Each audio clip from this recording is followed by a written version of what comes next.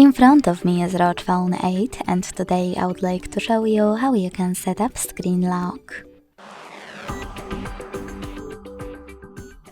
Begin by opening Settings and scrolling down to access Security and Lock Screen. Then scroll down again and click on Screen Lock. Following that, just tap on the best login method for you: pattern, PIN or password. Then create it and repeat it to confirm it. When you finished, hit confirm at the bottom right corner. Then answer this question by selecting one of the available options. How do you want the lock screen to display your notifications?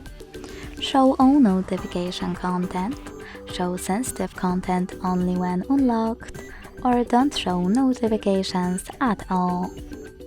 Wherever you decided, when you finished, hit done. So finally, when I switch off my screen and turn it back on, icons that pattern is required.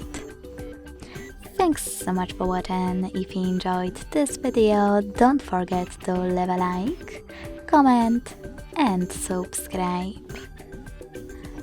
Bye!